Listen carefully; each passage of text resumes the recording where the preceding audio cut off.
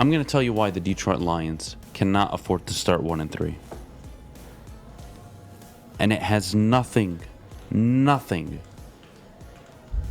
do with what I think of this football team, the talent they have, the ability they have, the progress they are making.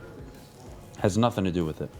It has everything to do with you want to see this team be relevant in December, late November, and to start the season 1-3. That is so insurmountable. You look at the league, teams that start 1-3, you're looking at a less than 7% chance of making the playoffs. And that is not ideal. And look, you want to write narratives, you want to take off narratives, you have to win this game. You just have to. I don't want to have to come in on a Monday morning talking about a 1-3 football team that threw away multiple opportunities and are 1-2 at home. 3 of your first 4 games are at home. You should always strive for a winning record at home.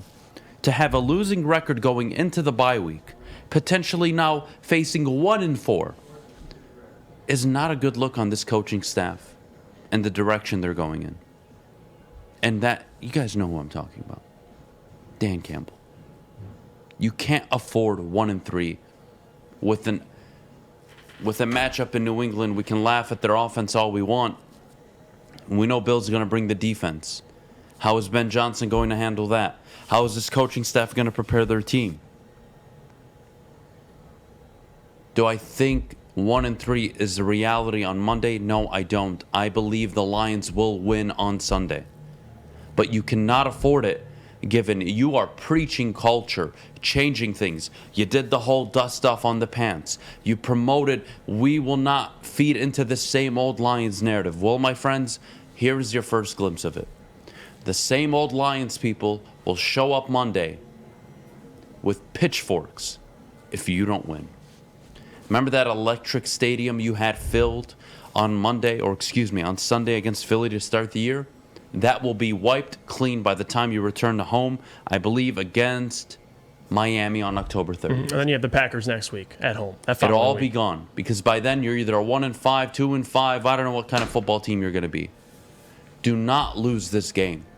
You have no reason to lose this game other than yourselves. And again, you want to play into narratives, that is what they are. I think they win this Sunday. I don't believe they can afford to lose. And when you're a head coach sitting up there looking all these men in the face and saying, I believe in you guys. I have a plan. You have to trust me. We're going to do this. We're going to do that. And then the opposite happens on the field. And then you are now what? After a 1-3 start, you would fall to 4-16-1 as a head coach in the NFL. You would have fewer wins through your first 21 games than Matt Patricia did. And I like Dan more than Matt Patricia, clearly. But you got to win these games, man. And I'm not talking about must win because they need to go to the playoffs. I don't have them in the playoffs this year. But when we talk about games, you look back at the calendar and say, they did good here. I respect what they did against Philly. Good job taking care of business at home against Washington. Went on the road, threw away a game against Minnesota. Followed it up with a win against Seattle. All right, cool. You're keeping it going. The momentum is carrying. Again, not a playoff team. Not a 10-win football team.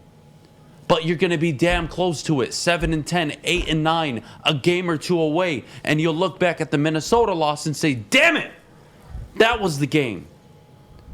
Or you'll look back to Miami potentially, or Green Bay, or Buffalo. And you say, damn it, we had it. We gave it up.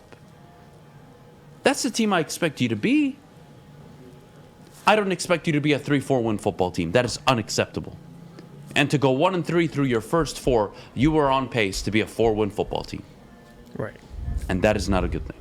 No, it has nothing to do with playoff, to me, at least playoff expectations. For people that do have playoff expectations, this win is important because if you're 1-3, like you said, doesn't do well for those expectations. But the reality is, Dan Campbell had to deal with the cards that were dealt to him in terms of the roster that was given to him. Last year, a lot of injuries. We get all of that. So it's nothing to do with Dan, the person he is, how he coaches players. We question his decision-making at times, but this is the reality of it, Adam, and you made a great point.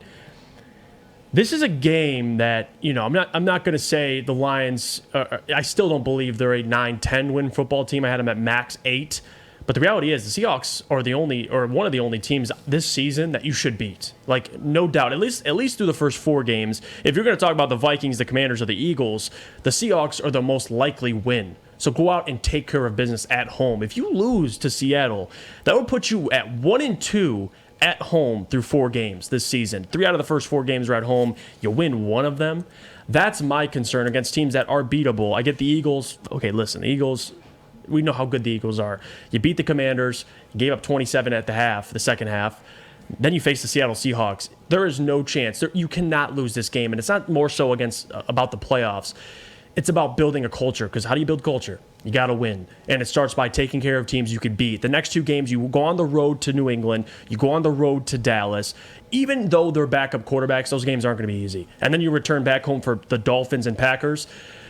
If you lose this game, Adam, you're risking having a 1-5 record through the first 6 games. And that's not a situation Dan wants to be in. I get the cards that he was dealt and the roster he has with the injuries, but they got to take care of business. The Seahawks are a winnable game. Go beat them. And this is the reality of the NFL. You got to win. And as much as I like Dan, the person, the reality is, Adam, like you said, 4-16 through 2 seasons. I mean, you're entering Joe Judge territory at that point. So, and listen, it's a different roster. The roster the defense specifically isn't very good, but the reality is, Adam, they got to take care of business at home. You can't go 1-3 through your first 4, specifically 1-2 at home through 3 games at home. So it's just unacceptable. You got to take care of business.